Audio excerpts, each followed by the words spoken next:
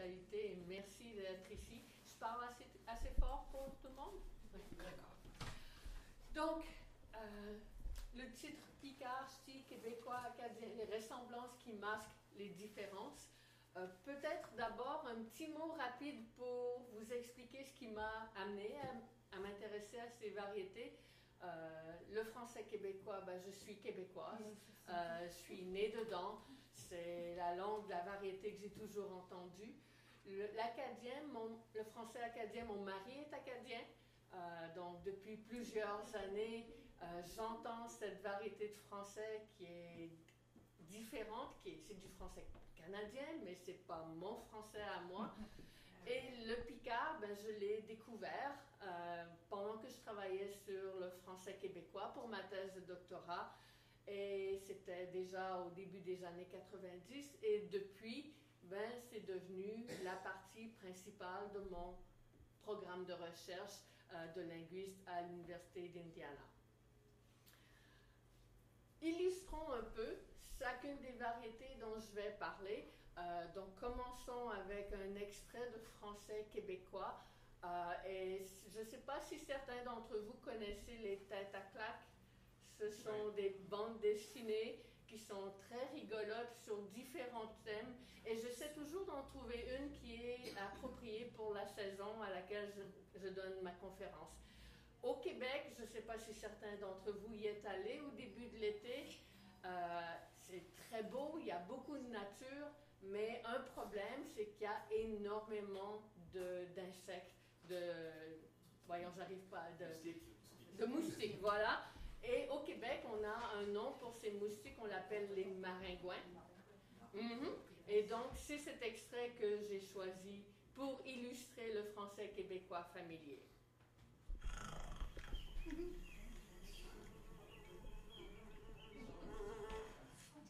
Voilà, un maringouin. Hey, Mario, comment ça va? Ah, top shape, mon homme, top shape. T'as l'air en forme? Ah, j'arrive de vacances. On est allé dans les Laurentides, là. Ah, il y avait du monde, mon chum, il y avait du monde. On était à 52 sur le volet Grondman. Ah, c'est ça le Nord, hein? Moi, je vois plus. On est bien trop, ça bourdonne de partout, là. Ça vient que c'est fatigant. Ah, c'est vrai, mais on mange pas en tabarnouche, là. Ah, c'est sûr, la petite grosse des Laurentides, là, c'est du rabat. Tu rentres là-dedans comme dans du beurre, là. Ça fond dans la bouche, là. Ah, ouais, mais... On va s'arrêter là. La prochaine variété, c'est le français acadien. Est-ce que quelqu'un sait c'est où, l'Acadie? Non. En fait, vous avez de bonnes raisons de ne pas savoir où c'est où vraiment, parce que ce n'est pas une entité géographique. Donc, ce sont des descendants des Français. En fait, la première colonie française en Amérique du Nord a été établie par les Acadiens, mais en 1755, ils ont été dispersés par les Anglais qui ont saisi leurs terres. Et quand ils sont revenus dans l'est du Canada, donc on a le Nouveau-Brunswick, la Nouvelle-Écosse, l'île du Prince-Édouard et Terre-Neuve, ils se sont établis là où les Anglais n'étaient pas. Donc ils sont dispersés à travers tout cet espace, mais ils ont conservé une culture et une variété de français qui leur est bien particulière. Je vous fais entendre un extrait d'une de ces variétés qui est parlée en Nouvelle-Écosse, à la baie Sainte-Marie. Et je vous donne le texte parce que moi-même, la première fois que j'ai entendu ce texte, j'ai compris à peu près rien. Donc, voici cet extrait. Ouais, là, vous venez de graduer du grade 2. Moi, avant que c'était jeune. Puis Arthur, ça c'est mon frère, avait une barouette de son parrain puis de sa marraine. Une belle petite barouette rouge. Mais moi, j'avais rien eu. Ça fait pris à barouette Arthur un hourney, rien que pour la série. Bientôt, je vis Arthur qui s'en venait en courant. Rouge comme un humour. Il était point fier de moi de driver. Ça fait grimper la barouette puis me bailer à courir en bas de l'arbre. Salam va ta pommelle, le chemin de ta secouée. Donc, voilà. Et finalement, donc, un extrait de Picard. Dans mon travail, je me concentre sur la région du Vimeux. Et un petit mot, donc, pour vous faire entendre un court extrait. J'attends bien fait. Et puis, je sais pas que j'en parle à Picard, mais on m'empêche de parler Picard. Moi, je m'arrêtais. Et me tante, et puis ma grand-mère, ils vont que je parle français. D'abord, elle a beau toucher Pio, quand il a joué de Pio, on lui dit, ouais, je t'y parler en français. Puis, au bout de 4, 5, 6 ans, il était obligé de les charler parce qu'il parlait Picard. Parce que tous les autres, ils parlaient Picard, alors tout le monde parlait Picard. Mais nous, on m'empêche de parler Picard. Voilà. Donc, quels sont les liens entre ces trois variétés? D'abord, entre le Picard et le Ch'ti, vous le savez peut-être, le Ch'ti est une variété de Picard. En général, dans la région ici, on ne dit pas Picard parce que ce n'est pas la Picardie politique, mais au niveau linguistique, il y a des ressemblances qui sont vraiment très importantes. Donc, le lien avec le Picard, il va de soi. Mais quels sont les liens entre le Picard et le Ch'ti, d'une part, et le français québécois et le français acadien? Un lien qui pourrait sembler évident, c'est que les colons qui sont venus au XVIIe siècle venaient peut-être de Picardie. Ce n'est malheureusement pas le cas. Les Acadiens sont venus presque tous de Poitou-Charentes, d'une région qui est assez bien circonscrite, et les Québécois, pour leur part, sont venus de tout l'ouest de la France jusqu'aux portes de la Picardie, mais pas de Picardie, et beaucoup de l'île de France. En fait, la plupart des Québécoises sont originaires de l'île de France. Il y a quand même des ressemblances entre le français québécois, le français québécois, le français acadien et le picard. Vous en avez peut-être remarqué certaines.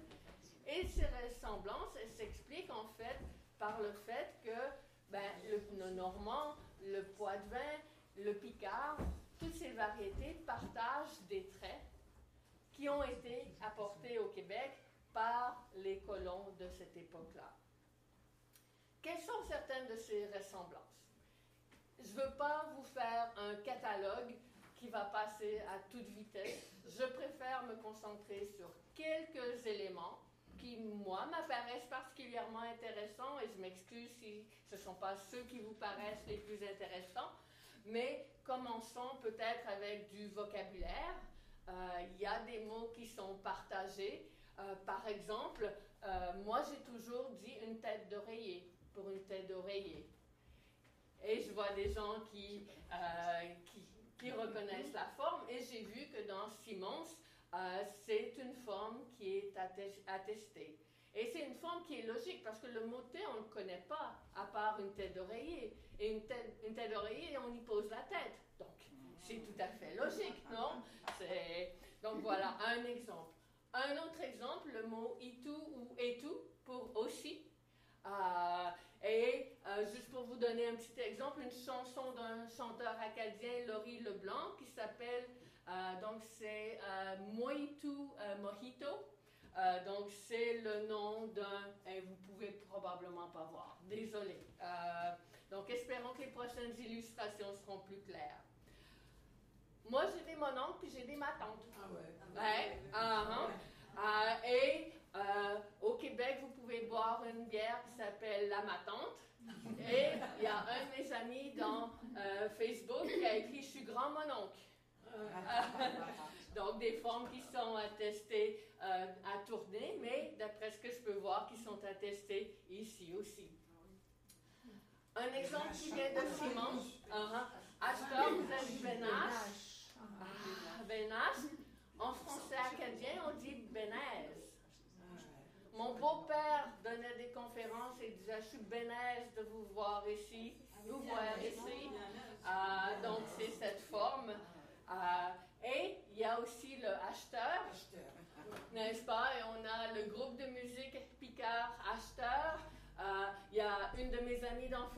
une amie acadienne qui a mis « Wow, il fait beau soleil à cette heure » il y a quelques jours. Et une autre amie qui a écrit « À cette heure que l'appart est propre ». Donc, ce sont des formes qui sont partagées. Et je pourrais vous en donner plein d'autres exemples de ce type-là. Souvent, ce sont des mots que le bon français a perdus, mais que nous avons conservés dans nos variétés. Au niveau grammaire, la construction qui m'a amenée à m'intéresser au picard, c'est cette double expression du sujet qu'on trouve en picard et en français québécois. Donc, les grands, ils peuvent bien rire d'eux. Quand tu le balic mèche. Donc, on a le sujet lexical, mais on a aussi ce pronom, n'est-ce pas, qui a les mêmes traits grammaticaux que le sujet. Donc, ça, c'est une construction qui est partagée avec beaucoup de variétés de français, mais qui est peut-être, jusqu'à un certain point, un symbole d'identité picarde. D'autres constructions intéressantes, le si que, qu'on trouve en picard, un exemple de Simon, si, qu'on trouve en français acadien, pas en français québécois, mais en français acadien, c'est très présent. Le petit interrogatif ou exclamatif, c'est-il vrai? Qu'il faut-il bien de l'entendre? On le trouve en français acadien. En français québécois, c'est devenu un tu. Donc, je pourrais dire, il fait-tu beau aujourd'hui? Mais c'est la même forme au départ. Le a de possession, la tête à Saint-Pieu-Fiu, une oreille à Robert. Et une autre construction intéressante, le fait qu'en picard, on peut dire grand assez plutôt que assez grand. Ça, c'est une question. Et quand j'ai découvert ça en picard, ça a été une leçon pour moi en tant que linguiste. Parce que je vous ai dit, donc mon mari est acadien, je côtoie le français acadien de façon générale, et le français acadien, c'est une variété de français qui est en contact très étroit avec l'anglais. Et ici, je ne prendrai pas le temps de vous faire entendre l'extrait de chanson, mais si vous voulez entendre une chanteuse acadienne qui a une voix superbe, Marie-Jo Thériault est vraiment excellente. Elle a écrit cette chanson Moncton, c'est le nom de la ville au Nouveau-Brunswick, où elle utilise une variété qu'on appelle le chiac. Et par exemple, elle dit « Gisèle, je te callais yank de même. » Caller, c'est le verbe call, à l'imparfait, n'est-ce pas? Il est bien conjugué.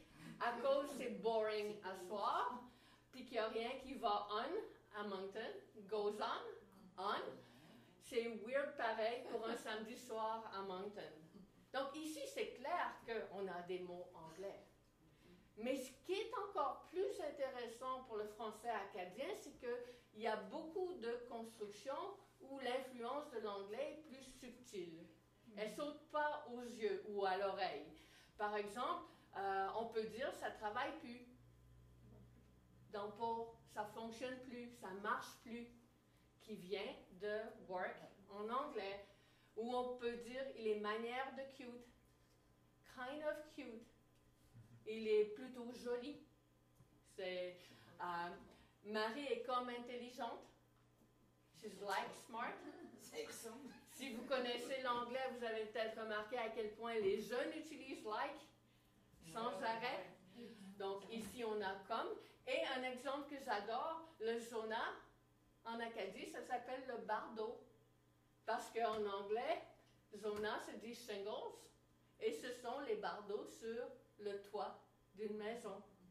Donc, ils ont vraiment traduit le mot shingles pour le nom de cette maladie terrible.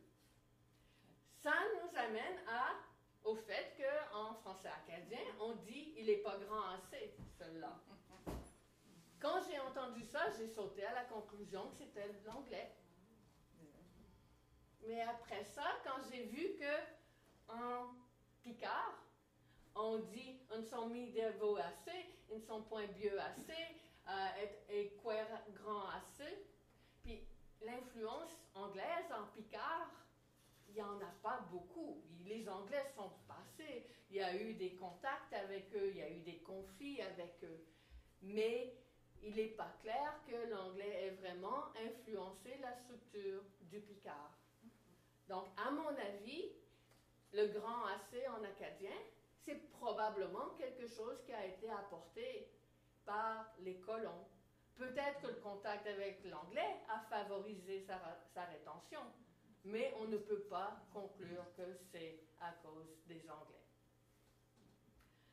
Mon dernier exemple, pour la grammaire, c'est un mystère que le Picard m'a permis de résoudre. La prononciation de bentro en français québécois. En français québécois, l'adverbe bien, on le prononce ben, comme on fait dans beaucoup de variétés de français. Et normalement, on dit tout simplement, on dit, je sais pas trop. On dit, t'es donc ben tannant. Tannant, ça veut dire taquin. Donc, c'est un adjectif qu'on utilise beaucoup. On prononce trop comme en France. T'es trop tannant aujourd'hui. Il mange trop. J'ai trop mangé hier. Mais quand on combine ben et trop, là, on prononce un ne entre les deux. On dit, j'ai mangé ben trop. D'où ça vient ce ne-là qu'on trouve nulle part ailleurs dans la prononciation de ben ou de trop? Ça vient du fait que si on regarde en Picard, dans le Vimeux tout au moins, je ne sais pas si c'est le cas ici, on utilise la préposition de avant trop. Donc on dit, mais point trop surprend, et toi trop vieux, il est toi trop ténèbre. Et en fait, si on fait une recherche pour des apostrophes trop, en fait, on voit qu'il y a des Québécois qui sont pas mal plus intelligents que moi, parce que eux, ils avaient compris que ce ne qu'on entend, ça représente la préposition de. Donc ça, c'est un exemple d'une chanson de mes aïeux, un excellent groupe québécois que je vous recommande, de la Nicorette parce que je fume ben trop, et deux exemples qui sont tirés de l'Internet. Donc cette prononciation, qui semble étrange, a en fait une explication tout à fait logique. Il reste quand même à expliquer pourquoi est-ce qu'on écrit un « de », la lettre « D », et on prononce un « ne ». C'est pas la même chose, n'est-ce pas? Et en fait, ici, il y a une explication qui est linguistique, c'est que si vous faites attention à la façon dont vous prononcez un mot comme « monde », très souvent on dit « monde ». Ou le verbe « vendre », on va dire « vendre ». Bombe, on va dire une bombe. Et langue, on dit langue, avec ce son qu'on a en anglais. Et en fait, donc, ce qu'on a, c'est un phénomène d'assimilation. Comme on a une voyelle, une consonne qui normalement devrait être prononcée avec l'air qui s'écoule simplement par la bouche, quand cette consonne-là suit une voyelle nasale, où l'air sort à la fois par la bouche et la bouche et le nez, il y a une nasalisation. C'est comme on n'est pas capable de s'arrêter de nasaliser pour la consonne, et donc on a vendre, et on a langue, et on a bombe. Et donc, ben trop, comme on a une voyelle nasale dans ben, le de qui suit devient un ne, et ça nous donne ben trop. Tout ça s'explique. Et c'est le Picard qui m'a aidé à trouver l'explication. Finalement, au niveau de la phonologie, des sons, quelles sont certaines ressemblances? Et je dois avouer que c'est un peu ce qui m'a attiré au départ vers le Picard, parce que quand je lisais des textes dans une thèse, pour une raison que je ne comprends pas, que j'expliquerai jamais, à l'université à laquelle j'ai fait mon doctorat à Philadelphie, aux États-Unis, il y avait la thèse de René Debris sur le Picard. Et j'ai pu consulter la thèse, Et quand je lisais les exemples, j'avais souvent l'impression d'entendre parler mon grand-père. Parce qu'il y avait plusieurs prononciations qui étaient vraiment partagées. Par exemple, croire, savoir, avoir, histoire, ce sont des prononciations qu'on trouve en picard ci, A pour acadien et Q pour québécois. Vous avez peut-être entendu dans les extraits que j'ai fait jouer, des prononciations pire, mère, tuyère, barrière, avec des « et » plutôt que des « est ». On trouve ça dans les 3 variétés. Des « un » au lieu des « en ». Ah ouais, déjà. La première fois que j'ai fait du travail de terrain dans le Vimeux, il y a un de mes locuteurs qui m'a dit « J'ai rencontré des Canadiens puis ils parlaient picard ». J'ai dit à mon avis, ce qui l'a frappé, c'est que nous aussi on dit vraiment puis largement, puis ces formes-là. On a ce « un » qui est très saillant et qui marque aussi le picard. On simplifie les groupes à la fin des mots, donc on dit une table, ou ici on dit une table, je crois, pour une table, n'est-ce pas? Pauvre ou pauvre pour pauvre, maître pour maître. Donc ce sont des formes qu'on a en commun. Et des formes que l'acadien et le picard partagent, mais pas le français québécois, ce sont ces « tche » et ces « je » à la place de « que » et « ge », donc « chiter » pour quitter, « languir » pour languir. Donc ce sont des formes qui sont partagées. Et le dernier exemple que je vais vous mentionner, c'est peut-être aussi un des traits les plus saillants du picard, ce sont ces voyelles d'appui qui sont dans des positions différentes de celles du français. Donc, quand le bal est kmensch, plutôt que quand le bal commence, n'est-ce pas? Alors, ils regretteront des fois, plutôt que regretteront. C'était des ouvriers autour de Notre-Dame, d'Algras. Donc, tous des exemples tirés de Simons. Et des formes qu'on trouve en français acadien et en français québécois. Donc, pauvre-toi, Serge, lui. Ici, on pourrait penser que c'est le E qui est prononcé, mais en fait, dans bien des cas, on a ces voyelles dans des formes où elles n'existent pas. Donc, quatrième pour quatrième, beluet pour bleuet, et ici, il s'agit du petit fruit qui ressemble au myrtille et non la fleur. On n'a pas la fleur, mais on a ce petit fruit au Québec et en Acadie.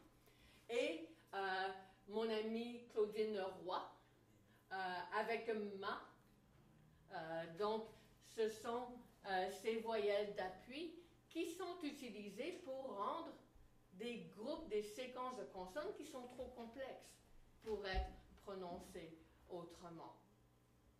Et comme j'aime bien quand je trouve des exemples dans Facebook, donc ça c'est un exemple il y a quelques jours d'une amie acadienne, je peux le voir, et donc l'herbe est coupée but pas fini trimmings. Donc c'est ça, l'orthographe n'est pas toujours standard, mais le je peux, c'est vraiment intéressant. Donc, je pourrais vous donner plein d'autres exemples. Mais c'est clair aussi que le picard ou le si, c'est pas le français québécois, c'est pas le français acadien. Pour vous donner seulement quelques exemples de traits qu'on trouve en picard, mais pas de l'autre côté de l'Atlantique. Par exemple, et ça je crois que c'est une structure qui est très fréquente dans la région ici, le fait d'utiliser un sujet quand on a un verbe à l'infinitif. Donc, pour ces gens mieux vivre, ou est-il suffisant pour les vivre? Donc, en français, on dirait pour qu'ils vivent, ou pour qu'ils puissent mieux voir, n'est-ce pas? Mais ici, c'est une construction qui est très fréquente. Le dévoisement final, le jargon linguistique, mais le fait de dire table pour table, ou pauvre pour pauvre. Donc ça, c'est pas tout le domaine picard. Dans le Vimeux, on fait pas ça. C'est presque certainement à cause du Et on trouve ça ici en Belgique et dans le Nord et dans le Pas-de-Calais, dans ces régions où le contact est plus intense. Et des voix germaniques, par exemple, un wep pour une guêpe, un ward pour garde. De l'autre côté de l'Atlantique, on n'a pas de ces traits-là. Donc, on a 3 variétés. Donc, comme je vous ai dit, je considère que le picard et le ch'ti, c'est la même variété avec des différences. Et ce sont 3 variétés qui sont clairement apparentées au français, mais qui sont clairement pas du bon français. Et remarquez, mes gros guillemets quand je parle de bon français, n'est-ce pas? Je suis linguiste. Pour moi, toutes les variétés sont intéressantes. Et en fait, le picard et le français québécois familier sont beaucoup plus intéressants pour moi que le bon français, parce que le bon français, on l'apprend à l'école. C'est pas notre langue maternelle, n'est-ce pas? Donc, c'est plus intéressant. Mais donc, on a ces variétés qui sont différentes du français, mais c'est quoi comme variété? Est-ce que ce sont des langues autonomes ou est-ce que ce sont des dialectes du français, des variétés de français? Vous pourriez penser que pour des linguistes, c'est une question à laquelle il est très facile de répondre. On devrait pouvoir définir c'est quoi une langue, c'est quoi un dialecte. On devrait avoir des critères basés sur la structure qui sont très bien établis. Ce n'est pas le cas. En fait, chaque fois qu'on essaie de donner une définition purement linguistique de ce qu'est une langue et un dialecte, souvent on se heurte au sentiment des locuteurs, des gens qui parlent ces variétés. Donc nous, on peut dire, par exemple, aux Serbes et aux Croates que ce qu'ils parlent, c'est essentiellement des dialectes de la même langue. Avant 1990, ils auraient probablement été d'accord, mais aujourd'hui, ils ne sont plus tellement d'accord avec ça. Ce qui joue un rôle important, donc oui, il y a des critères linguistiques importants. Par exemple, on ne pourrait jamais dire que le basque, c'est une variété d'espagnol ou de français, n'est-ce pas? Le basque, c'est une langue qui est complètement différente, qui n'a aucun parent qu'on lui connaisse. Mais il y a aussi des facteurs d'affiliation, d'identification. Et il y a un linguiste qui a dit un jour que probablement la meilleure façon de distinguer ce qu'est une langue et un dialecte, c'est de dire qu'une langue est un dialecte avec une armée et une marine. S'il y a un pouvoir social et politique, s'il y a des grammaires, s'il y a une littérature, on a ce sentiment que oui, on a la belle grande langue française, par exemple. Mais comme le picard n'a pas cette armée, cette marine et ce pouvoir politique, on a tendance à le considérer comme étant un dialecte, un patois. Mais est-ce que c'est si simple que ça? Et étant donné ce qui se passe aujourd'hui en Picardie, où on a cette revitalisation, et en fait, je suis absolument ravie de voir tant de gens ici, un jeudi soir à 6 heures, pour entendre parler de picard et de ch'ti. Donc, il y a un intérêt pour ces variétés. Et qu'est-ce qui se passe, donc? Est-ce qu'on est en train de faire du picard une langue? C'est la question que je me pose et c'est la question à laquelle je veux essayer de répondre en contrastant avec le français au Québec et en Acadie. Et en fait, j'ai utilisé à plusieurs occasions le mot français. Je vous donne déjà la réponse, n'est-ce pas? Pour moi, ce qu'on parle au Québec, ce n'est pas le québécois, c'est le français québécois. Et je vais vous montrer pourquoi je propose cette analyse. Donc, commençons avec le français québécois. Et en fait, le français, la langue au Québec, c'est probablement l'élément pour lequel on est le plus passionné. Notre sport national, c'est le hockey. On est passionné de hockey. Cette année, ce n'est pas une bonne année parce que le Canadien a très mal joué. Mais donc, on parle beaucoup de hockey, mais on parle beaucoup de langues. Et depuis au moins 100 ans, il y a un débat sur ce qu'est le français québécois. Est-ce que c'est un mauvais français? On regarde des constructions comme celles que je vous ai montrées, qui ne sont pas des constructions du bon français avec mes gros guillemets, et on dit au Québec, on parle mal français. Au point où certaines personnes vont dire, ben, OK, si on n'est pas capable de bien parler français, ben, pourquoi est-ce qu'on ne parle pas de québécois? Et pourquoi est-ce qu'on ne fait pas comme les Norvégiens l'ont fait? Avant de devenir un pays indépendant, on parlait danois en Norvège. Mais quand la Norvège est devenue indépendante, ils ont créé le norvégien. Enfin, ils en ont créé 2 variétés qui sont officielles en Norvège. Et donc, on ne dit pas en Norvège qu'on parle mal danois. On parle norvégien. Donc, qu'est-ce qu'on fait au Québec? Quelle est notre position? La position du Québec, du gouvernement, est claire. Dans les années 60, on a créé l'Office de la langue française, pas l'Office de la langue québécoise. Et un des rôles de l'Office de la langue française, c'est de fournir aux Québécois des outils pour bien parler le français québécois standard. C'est quoi ce français québécois standard? C'est une variété, je sais que c'est trop petit pour que vous lisiez, mais si vous lisez par exemple le journal Le Devoir, c'est à peu près l'équivalent du Monde, ou si vous allez sur le portail du gouvernement québécois, si vous lisez la revue L'Actualité, vous allez rencontrer des mots qui sont différents des mots auxquels vous êtes habitués, mais vous pouvez très bien savoir ce qui se passe au Québec en ce moment ou avoir accès à l'information.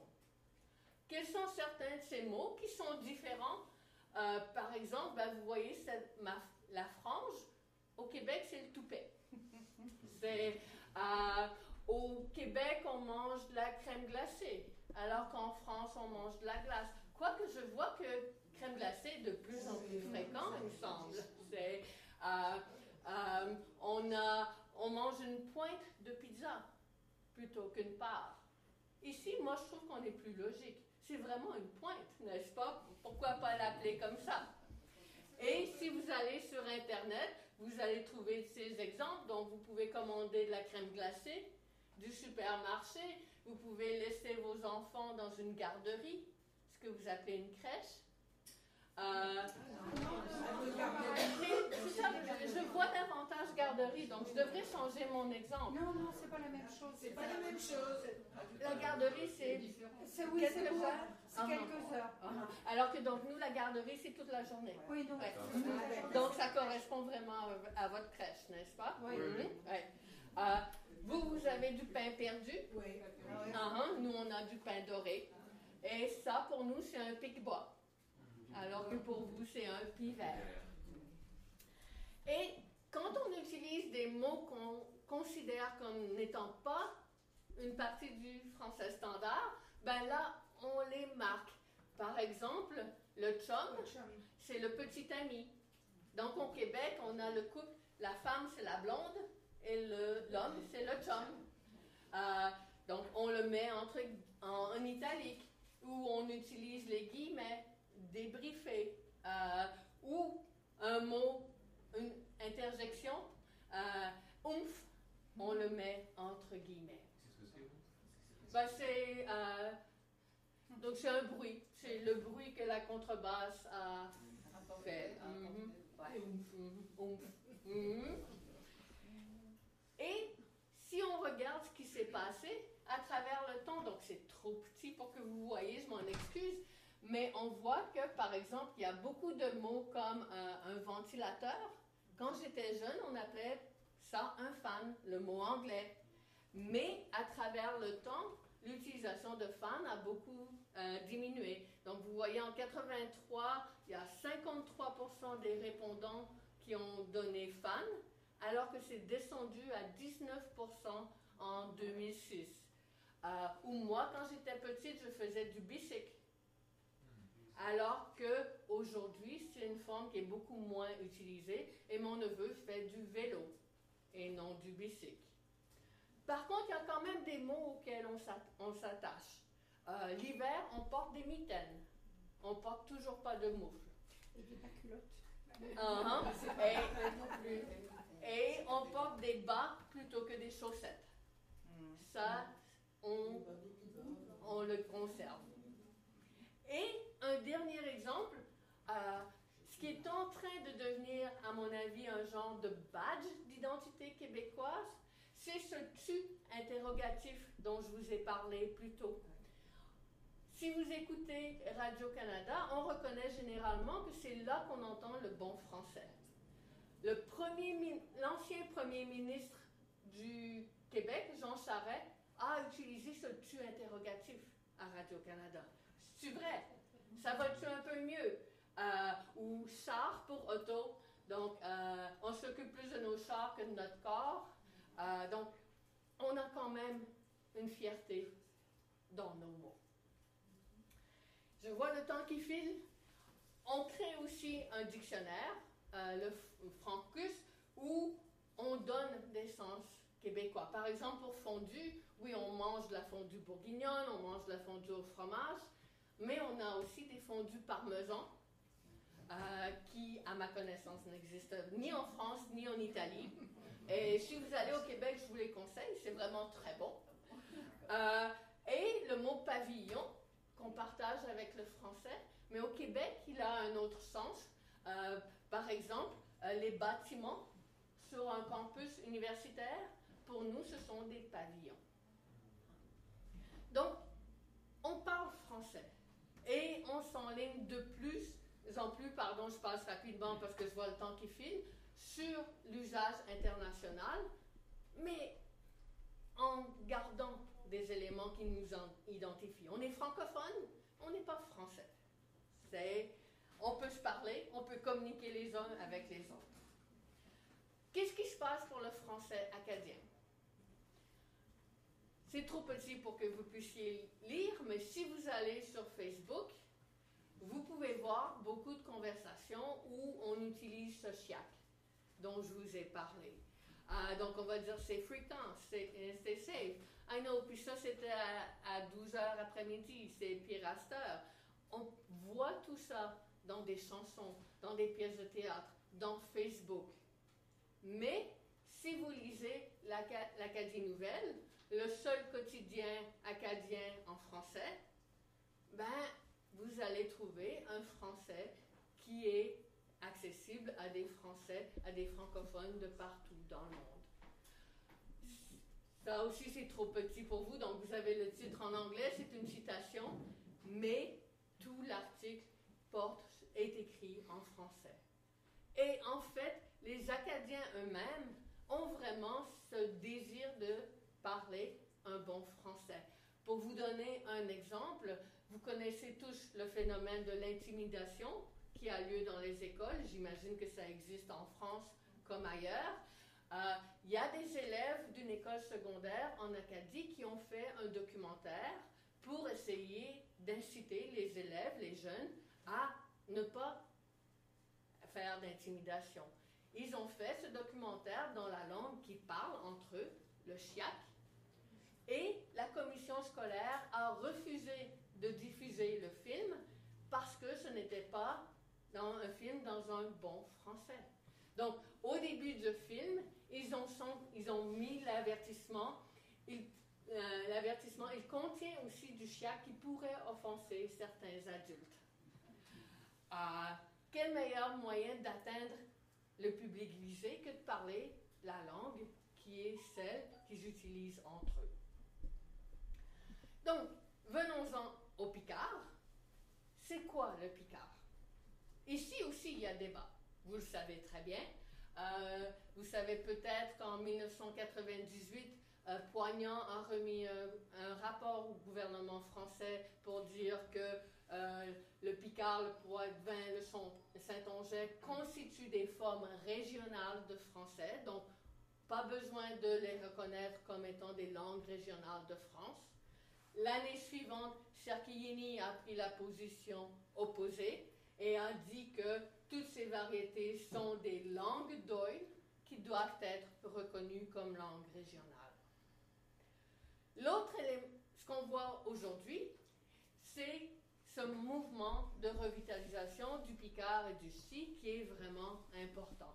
Et ça, c'est seulement quelques exemples de ce qu'on voit. Donc, une revue qui est publiée en Picard depuis plus de 30 ans, le Courrier Picard qui, une fois par année, publie 4 pages en Picard, et ils le font parce que ce numéro-là se vend mieux que les numéros normaux. Ikea qui a fait une publicité en Picard pour l'ouverture de son magasin près de Valenciennes. Donc, il se passe vraiment quelque chose. Mais la question qui se pose, c'est comment est-ce qu'on écrit comme on veut quand on veut écrire en Picard? On n'a pas de grammaire d'utilisation du Picard. On n'a pas de dictionnaire pan-Picard.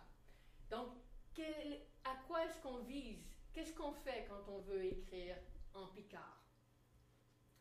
Brièvement, ce que je vais vous montrer, trop rapidement, c'est une étude que j'ai faite l'année dernière sur un très beau texte de Michel Vaquet, Estancia Chitongo, qui a gagné le premier prix de littérature picarde en 2010.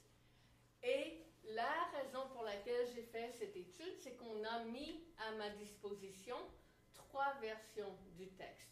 La version originale que Vaquet a écrite et avec laquelle elle a remporté le premier prix. La version qui lui a été proposée en vue de sa publication dans la revue Schlanchon et la version qui a été retenue suite aux discussions entre l'auteur et les éditeurs. Donc, quels sont certains changements qui ont été faits? D'une part, il y a certains mots qui étaient perçus comme étant trop français, qui ont été remplacés par des mots picards. Donc, fauteuil est devenu cadeau, chair est devenu tchot, et aussi est devenu et tout. Donc, on a vraiment cherché à distancer le picard du français. J'ai parlé de cette double expression du sujet. C'est quelque chose que Vaquet fait de façon générale. Mais, dans quelques cas, elle a oublié de le faire. Qu'est-ce que les éditeurs ont proposé et qu'elle a accepté? Ils ont proposé d'introduire ces pronoms sujets. Alors que les instituteurs se battent pour que les enfants arrêtent de redoubler leur sujet, n'est-ce pas? Bon, ça allait dans le mauvais sens. Si j'aurais, le fameux si j'aurais, c'est ce qu'il faut faire en picard. Et il y a 2 cas où Vaquet avait utilisé l'imparfait. Ça a été remplacé par le conditionnel. Et finalement, l'auxiliaire, on sait tous qu'on doit conjuguer certains verbes avec être, n'est-ce pas? Je suis allé, je suis venu, je me suis trompé. En picard, un seul auxiliaire. Et c'est ici qu'il y a eu le plus grand nombre de corrections. Des cas où Vaquet avait utilisé l'auxiliaire être ont été remplacés par l'auxiliaire avoir. Et en fait, on peut voir, si on compare des textes de 3 générations différentes, Vasseur qui est né en 1904, Leclerc en 31 et Dulphy en 59, on voit que l'utilisation de être diminue à travers le temps. Donc, on veut vraiment établir une norme du picard qui est autonome de celle du français. On est vraiment en voie d'établir le picard comme étant une langue autonome. Et c'est ce qui fait qu'on a un concours de littérature picarde. Je ne peux pas imaginer un concours de littérature en chiac ou en joual, cette variété du français québécois familier. C'est tout à fait impossible. Je n'ai pas le temps de vous faire entendre ça parce que je vois le temps qui file, mais si vous voulez vous amuser, cet extrait vidéo que vous trouvez dans YouTube, le chiac et la solution, c'est vraiment un petit bijou, mais qui illustre bien le statut du Picard. Essentiellement, l'idée ici, c'est bon, vous savez probablement qu'il y a des tensions linguistiques au Canada. On a le français et on a l'anglais. Pourquoi est-ce que le Canada n'adopterait pas le chiac comme langue nationale pour tout le monde? Ça réglerait le problème, non? C'est sûr. Donc, c'est la solution qui est proposée ici à la blague, évidemment. C'est humoristique. Mais ça montre bien qu'on ne voit pas dans le chiac une alternative valable au français standard. Et ma dernière diapo, vous savez probablement qu'il y a des Tintins, il y a des Astérix qui ont été traduits en Picard. Et ça a été très bien reçu, ça s'est vendu en très grand nombre d'exemplaires. Il y a un Tintin qui a été traduit en joual, en français québécois familier. Oh, le tollé de protestation, ça a été très mal reçu. Ça a été perçu comme une tentative de se moquer des Québécois, de la façon dont on parle. On ne veut pas voir le français québécois familier dans des utilisations sérieuses. Donc, à mon avis, ces différences d'utilisation du Picard d'une part, et du Picard ici d'une part, et du français acadien et français québécois d'autre part, démontrent bien que ces variétés ont, dans les communautés qui les parlent, des statuts différents. Merci beaucoup. Ah.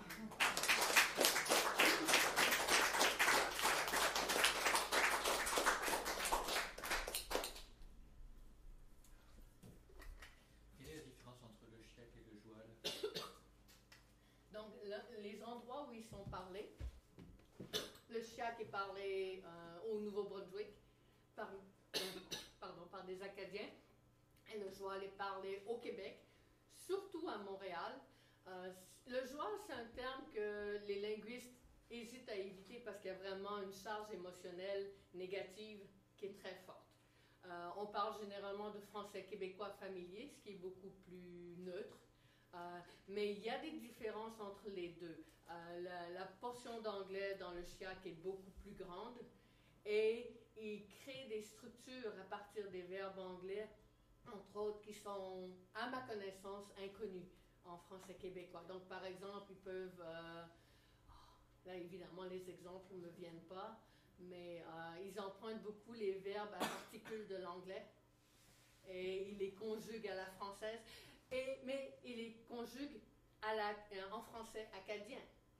Donc, par exemple, s'ils empruntent le verbe hang, à la troisième personne du pluriel, ça va être hang-on. Parce qu'eux, ils ont encore la terminaison en ONT qu'on a eu en français. Et qu'eux, ils ont gardé en Acadie, mais que nous, on n'a pas au Québec. Il y a des écrits, Oui, mais donc Michel Tremblay, entre autres. Mm-hmm. Mais si vous faites attention à l'utilisation du joual dans Michel Tremblay, il se retrouve seulement dans les dialogues et non dans la narration. Donc, il est bien conscient de la différence entre les deux. Il peut y avoir quelques mots de joual parfois qui se glissent dans la narration, mais la narration, en général, je crois que vous, Français, auriez aucune difficulté à la lire. Mais les dialogues peuvent être beaucoup plus obscurs. Oui? Qu'est-ce que fait l'Office québécois de la langue française? Donc, c'est un organisme dont le but est de proposer une terminologie par exemple, quand il y a des termes étrangers, c'est-à-dire anglais, dans presque la majorité des cas, de proposer des termes pour que les francophones puissent exprimer ces réalités en français. C'est aussi un organisme qui s'assure que la loi 101, qui est la loi qui fait du français la langue officielle du Québec, soit bien appliquée au Québec, donc que le français soit offert que si on affiche dans les deux langues, le français est plus gros que l'anglais et tout. Et ils ont aussi, si ça vous intéresse, ils ont des outils électroniques vraiment intéressants. Ils ont un grand dictionnaire terminologique. Si vous cherchez comment dire en français des termes techniques, je vous encourage à le consulter. Et ils ont aussi une banque de dépannage linguistique qui est très utile. Par exemple, si vous vous demandez est-ce qu'on doit dire merci pour, merci de, ils ont des explications de ce type-là. Et vous pouvez les consulter aussi par téléphone ou par Internet. Et c'est quoi la réponse pour merci? Je crois que c'est donc normalement, mais ça je crois que ils sont en train de perdre la bataille. Si pour le nom, merci de ton aide. Je crois qu'ils recommandent le de. Mais je vois qu'en France, par exemple, merci pour, c'est partout. C'est, donc, merci pour tes fleurs. Donc, je pense que le merci pour est en train de s'imposer. Mais au départ, on aurait dû dire merci de. Mais bon, au bout du compte, ce sont nous les usagers qui décidons, n'est-ce pas? C'est comme un cas en France. Donc, jusqu'à un certain point, ils font un peu le même travail que l'Académie française, mais l'Office québécois de la langue française est gouvernemental, alors que l'Académie ne l'est pas. Mais l'Office québécois de la langue française est quand même plus ouvert sur le changement. Par exemple, une chose qu'ils ont faite, et là la France est en train de suivre, la féminisation des titres d'occupation. Au Québec, la question est réglée depuis belle lurette. En France, c'est en train de se faire. Donc, ils ont proposé toutes les formes féminines qui sont en usage au Québec, qui ne sont pas nécessairement toujours les mêmes qu'en France. Mais comme moi, par exemple, donc moi, je suis professeure.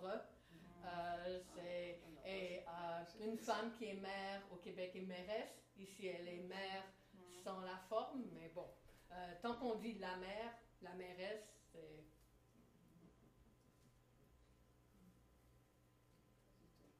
D'autres questions? Parfois, ça pose quand même un petit problème.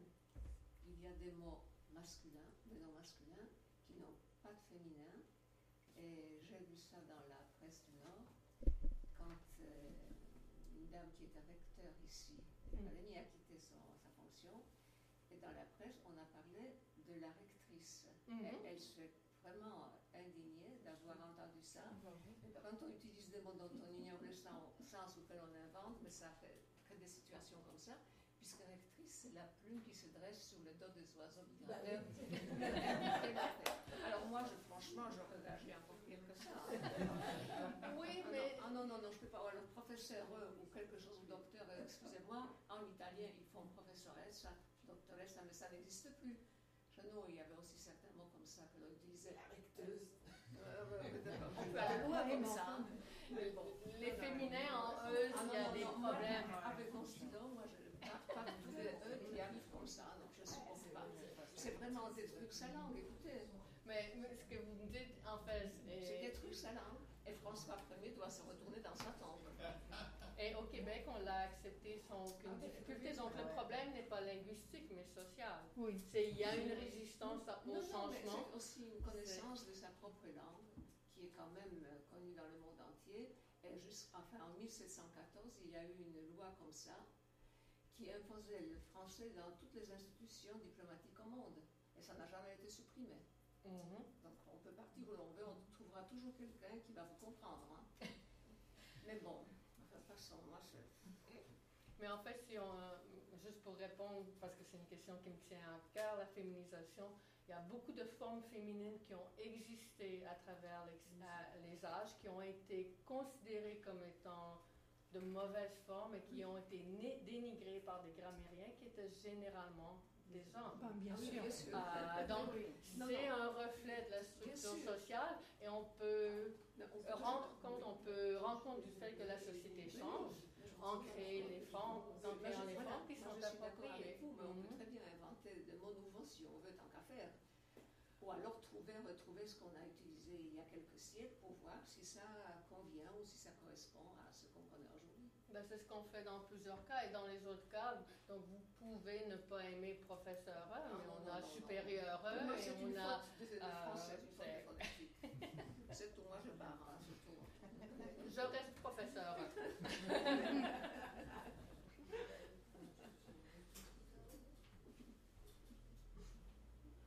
Une pharmacienne n'est pas quelqu'un qui a étudié la pharmacie, mais C'est la femme du pharmacien. c'est la femme du pharmacien.